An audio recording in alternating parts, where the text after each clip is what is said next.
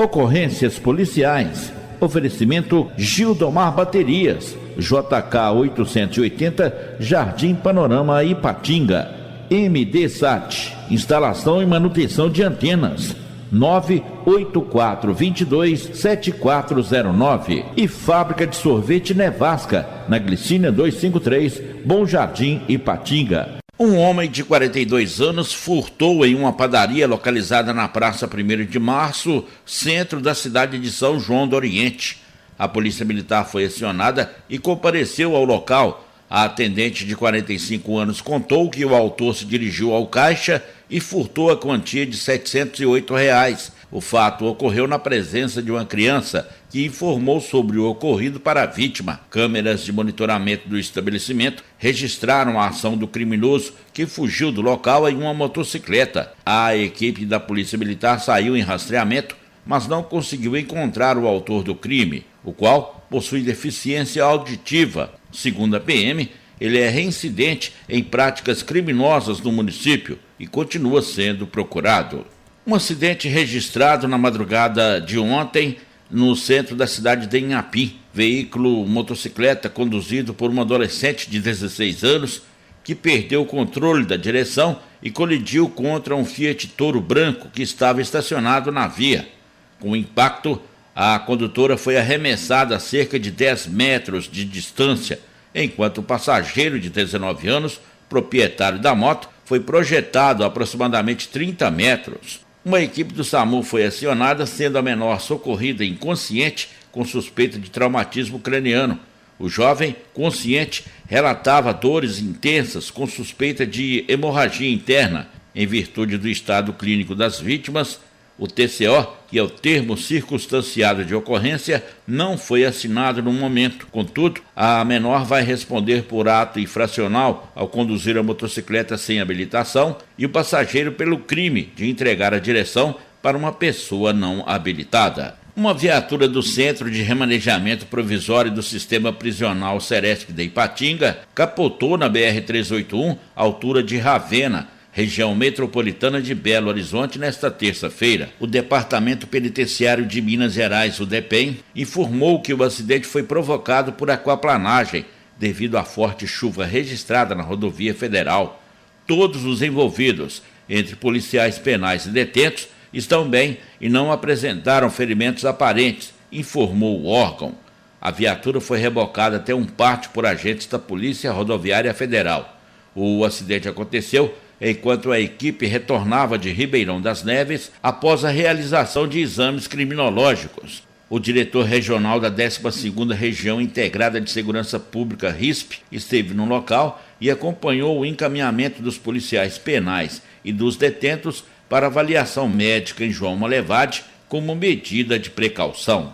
Militares do 11º Batalhão de Bombeiros, com sede em Ipatinga, empenhados na tarde de ontem devido aos alagamentos causados pelo temporal nas cidades de Coronel Fabriciano, Ipatinga e Timóteo. De acordo com o relatório da corporação, por volta de 5h20 da tarde, o Vale do Aço sofreu grande precipitação de água em função de chuvas intensas que caíram principalmente em Coronel Fabriciano.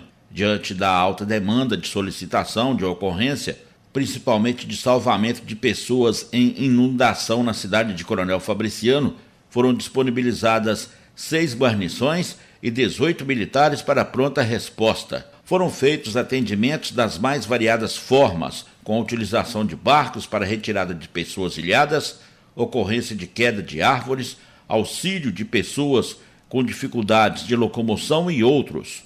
Foram atendidas no período aproximadamente 40 ocorrências relacionadas às chuvas, devendo ainda algumas residências que sofreram avarias serem vistoriadas por equipes nas próximas horas. Os alagamentos registrados em diversos pontos deixaram veículos submersos e ruas interditadas. Os bairros mais atingidos em Coronel Fabriciano foram JK, Belo Viana e Caladinho. Em nota à imprensa, a Prefeitura de Coronel Fabriciano informou que o município recebeu um volume expressivo de chuva na tarde de ontem. A Defesa Civil ainda não dispõe do cálculo exato em milímetros, mas estima que o índice pluviométrico superou significativamente a média prevista para o período. Foram registrados alagamentos em diversos pontos da cidade. O Ribeirão Caladão transbordou em alguns trechos, enquanto a Avenida Magalhães Pinto e a Avenida Tancredo Neves, no bairro Caladinho do Meio, também apresentaram alagamentos. Equipes da Defesa Civil e da Secretaria de Obras estão mobilizadas e monitorando de perto a situação com o objetivo de adotar as medidas necessárias para minimizar os impactos. A Prefeitura informa que os dados atualizados sobre as ocorrências serão divulgados assim que possível. Em caso de emergência, entre em contato pelos fones 31 3406 7352 ou Corpo de Bombeiros 193. Em Ipatinga, devido ao temporal na tarde de ontem, partes de uma árvore localizada na rotatória do Cidade Nobre, próxima à divisa do bairro Iguaçu, foram derrubadas, bloqueando parcialmente a via e causando transtornos no trânsito. Aconteceram alagamentos em diferentes pontos da cidade, comprometendo a mobilidade de pedestres e motoristas. Não houve registro de vítimas. A PM foi empenhada para registrar roubo à mão armada ocorrido no bairro Veneza, em Ipatinga. O proprietário da moto Honda Fan 160 se encontrava na Londrina quando foi surpreendido por 2 bandidos. Chegaram em uma moto vermelha. O carona desceu, anunciou o roubo, exigindo o veículo. Após o crime, os autores fugiram nos 2 veículos. Os militares em rastreamento localizaram a moto Titan vermelha utilizada pelos suspeitos. O proprietário do veículo revelou que havia alugado a moto para 2 homens, moradores do bairro Betânia. Durante as buscas realizadas nas residências dos autores, os policiais encontraram entorpecentes, um capacete usado no crime e uma peça de roupa associada ao roubo foi localizada na casa de um parente de um dos envolvidos em Paba do Paraíso. Os 2 homens foram presos, conduzidos para a delegacia de plantão, onde o delegado ratificou o flagrante. A polícia procura por um homem que agrediu a esposa dele grávida de 6 meses no bairro Canaã, em Ipatinga. De acordo com o boletim policial, o fato aconteceu na tarde de ontem. A vítima, além de ser impedida de ir à casa da mãe, teve a cabeça batida contra uma escada, levou chutes pelo corpo, socos na barriga e teve o pescoço apertado. O autor parou com as agressões depois que populares acionaram a polícia militar. O autor fugiu em uma moto Honda XRE 300 de cor cinza. A mulher apresentava hematomas pelo corpo e dificuldades de respirar. Ela foi amparada pela polícia militar e socorrida ao Hospital Márcio Cunha, ficando sob cuidados médicos. O agressor está sendo procurado. O caso foi encaminhado para a Polícia Civil.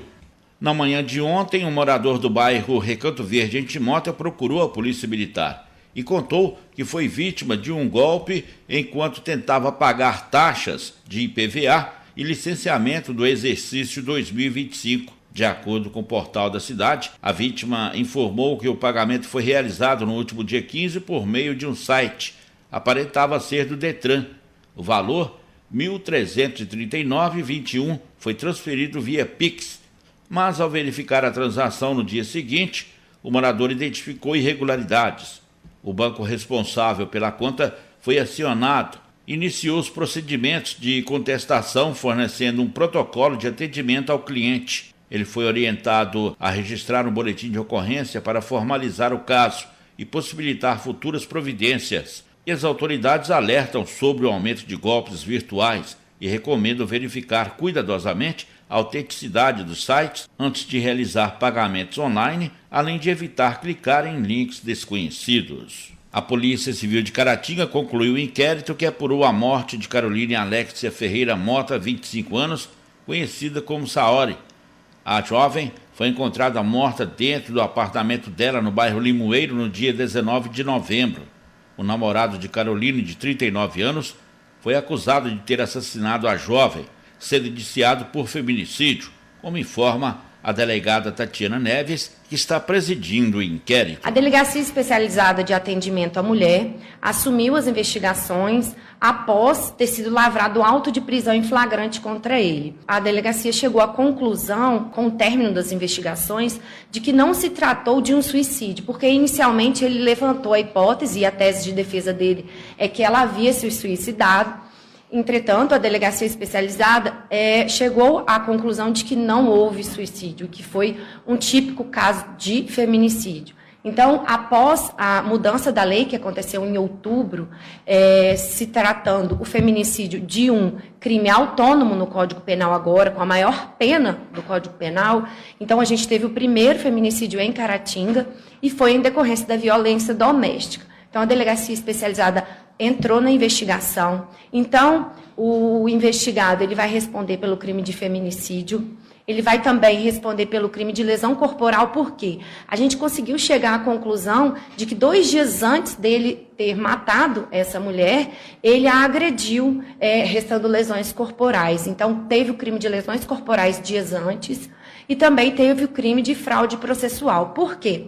Porque o investigado ele alega que foi suicídio. Entretanto, a prova técnica e pericial chegou à conclusão que não se tratou de suicídio e ele teria alterado o local do crime. Então, ele pegou uma corda, ele simulou que ela estaria pendurada, ele tirou ela do local, deixou ela em outro local, ou seja, atrapalhando os serviços periciais e o serviço de atendimento à saúde. Então, ele alterou o local do crime. A Polícia Civil também chegou à conclusão de que o pai dele o auxiliou. Por quê? Porque ele liga para o pai dele e pede ajuda. Ela cometeu o suicídio, então o pai vai e auxilia nessa fraude processual, que é um outro crime na qual eles vão responder.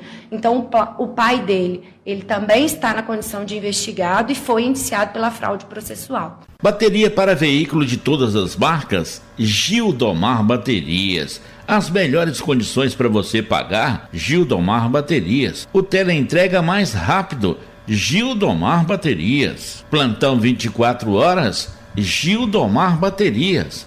Gildomar Baterias, plantão 24 horas, Disque Baterias 3821-8870, 3821-8870, JK, Jardim Panorama, Ipatinga. E atenção, a MDSat faz instalação e manutenção em antena parabólica, antena para recepção de TV, parabólica digital é com a MDSat, TV por assinatura Sky, portão eletrônico e interfone, MDSat, atendimento em domicílio em todo o Vale do Aço.